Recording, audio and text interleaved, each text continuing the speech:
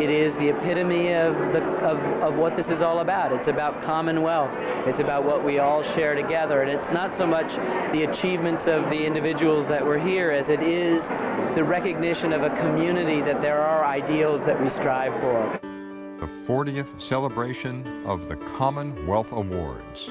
Since 1979, the Commonwealth Awards have been given in 8 disciplines: dramatic arts, literature, science and invention, mass communications, public service, government, and sociology.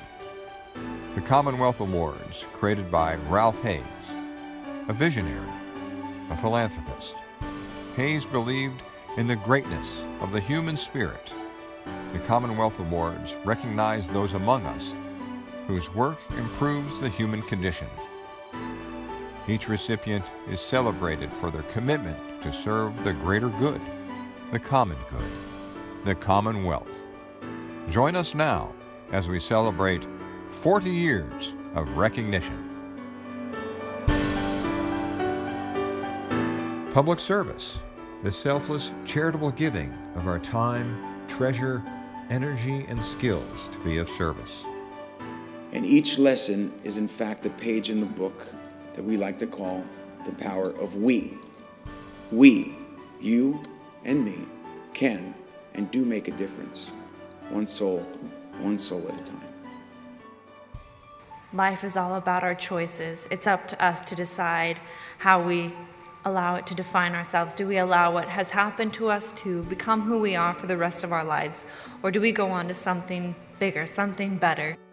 It is unbelievable how much can be done when people choose freedom instead of paralysis. Freedom of thought, freedom of expression, freedom of choice, freedom to take action. Then you don't need your body to do it.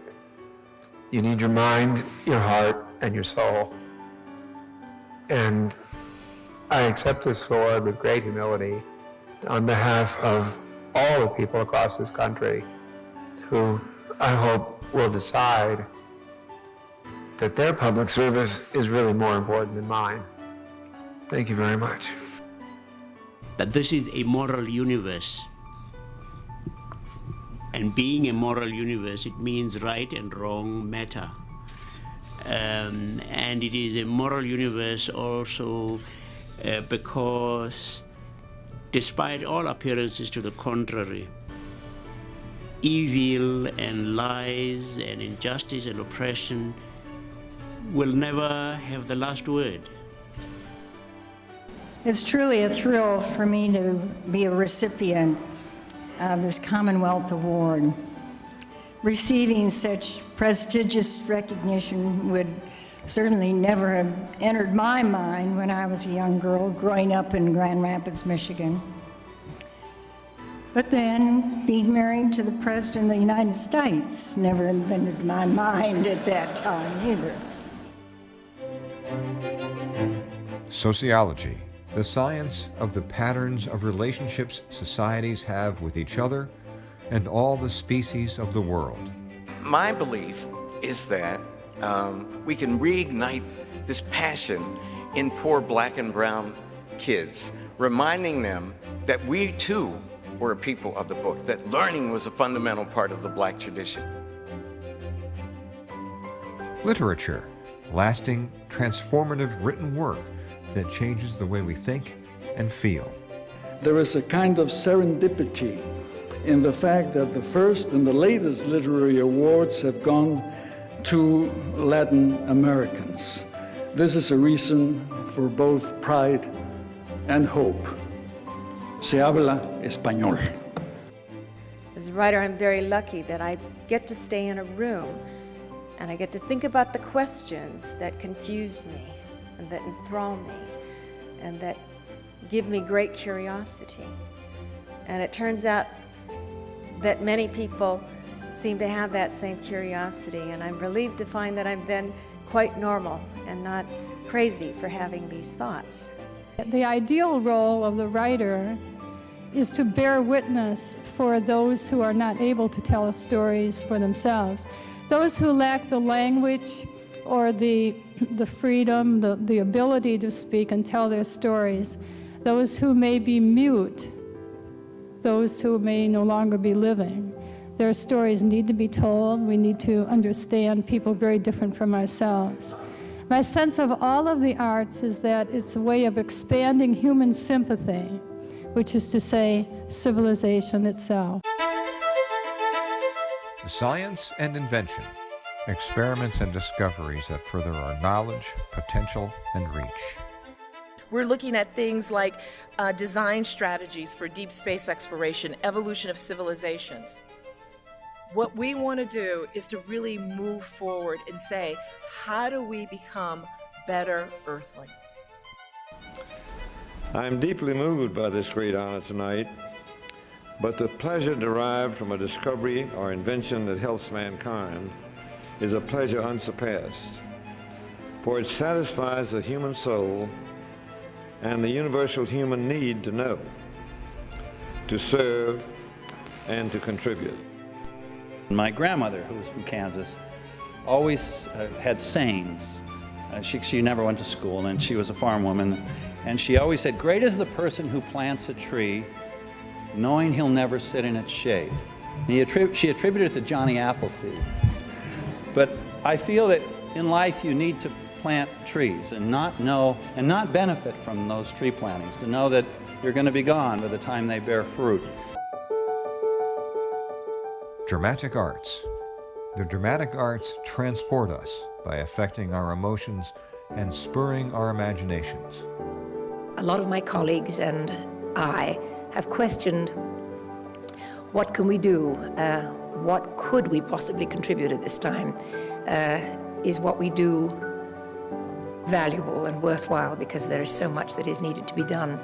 And I cannot remember the quote exactly, but I believe Catherine Ann Porter said something like that when the rubble has finally fallen and the dust subsided, it will be the arts that will survive. They define who we were and they guide us towards the future. So I'm enormously proud to be a part of that, I have to say. Ralph Hayes believed the life to live is one that is generous, and what an inspiration that is. To have this generosity bestowed upon me, to have my work acknowledged, and to know that the dreams of my Delaware childhood days have been realized is a humbling feeling. I know that our lives are laid out in different chapters, and some chapters have a happier ending than others do. But I have to say that the chapter I'm in right now feels very hearty, and I thank you for being the highlight of this chapter.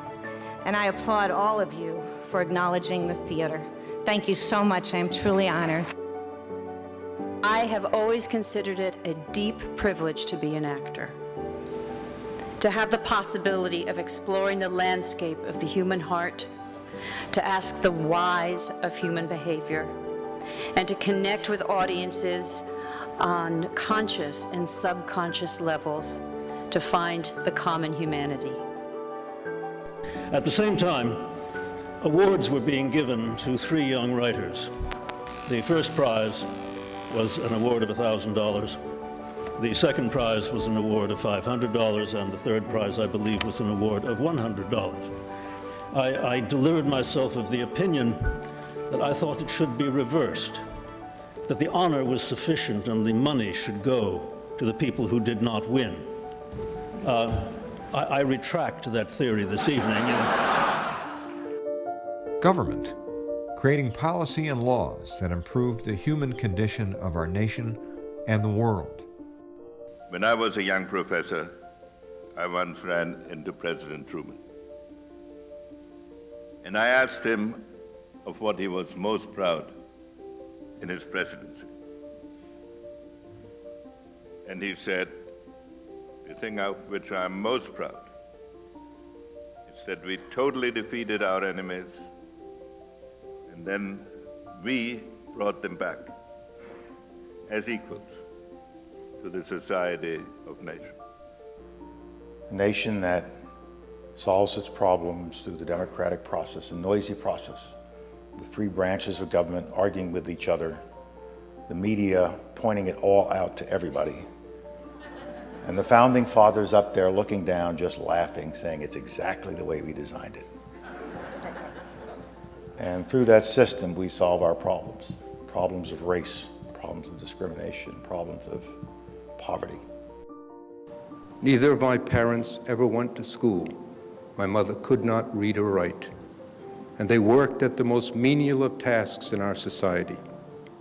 But because of their efforts, their dedication, and because of the openness of American society, I, their son, was able to become the majority leader of the United States Senate. And I've often thought, where we would be tonight had we not prevailed in World War II. What language would we speak? Could we have a meeting like this and get up and have a lot of fun and honor all these other distinguished people here? And we live in the greatest country on the face of the earth because a lot of people have desire and determination. They're white, they're black, they're women, they're Asian, different ethnicities, different races, different political parties, but we're all Americans. Thank you. Mass communications, finding and telling us the truth to drive change. To me, those guys sitting upstairs in what Red Barber referred to as the catbird seat were the next best thing to being Willie Mays or Stan Musial or Mickey Mantle. And I was smart enough to figure out if I was ever going to get in Yankee Stadium without paying for a ticket, it would be to sit where Mel Allen and Red Barber sat, not to stand where Mickey Mantle was standing. And the romance of what they did, the idea that they traveled from city to city, and they described ball games, not just what happened in bare bones, but with vivid detail, with voices that had a melody to them. That was so enchanting to me, those voices in the night coming through the ether. That's what I wanted to become. I think that when we engage, when we do our job well and responsibly, we can make a difference. We can be a positive and valuable contribution to society, and that is what continues to inspire me. I really believe that journalism can be a noble profession and can make a positive difference in our world. And I am now going to prove to you, ladies and gentlemen, that if you learn something early and you learn it well, it never goes away.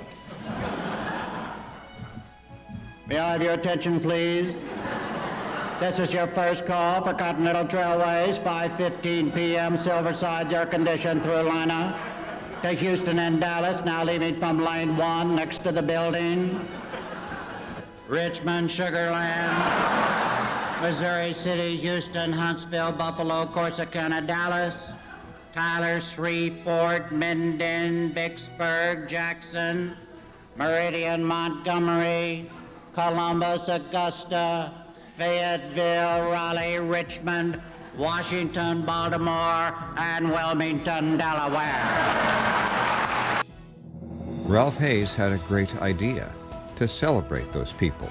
We look back at honorees as we look ahead with wonder. What does our future hold? Greatness. Great people, giving, working, hoping for the Commonwealth. Not everyone is a king, a queen, or a policymaker. Yet, in a sense, we can all be part of Ralph Hayes' dream. We all can extend a hand to a neighbor. We can all open our minds to people from different lands. We can all choose to act, to serve a community far greater than our own self-interest. I have lived a good, successful, fine life. And I truly believe that there is nothing more enriching than leading a purposeful life. The big challenge is to keep going. Of course there's hope for the future, particularly if you and I do our bit and live our own lives in harmony with the planet. Thank you very much. The golden honeycombs of the Commonwealth Trust have been unsealed, and the PNC Bank has poured out its riches upon all of us. And we rejoice in this bounty and in the philanthropic commitment which it represents if you value an award by those who've won it before you and those who win it with you, this is the most prestigious award I've been given, and the evidence is at this table this evening. And I thank all of you here and all of you coming here for honoring science and engineers and fighter pilots. Thank you very, very much. This is the first time I've ever received an award that I could use for something more than a paperweight or a desktop. I am so deeply honored by this, so grateful, and more than a bit overwhelmed. I thank you for this evening. I will be indebted to you all the rest of my life. Thank you. I am deeply honored. Thank you very much. Thank you very much for this award. Thank you. Thank you so much. I thank you all for what you do to plant goodwill at the center of our world. Thank you very much.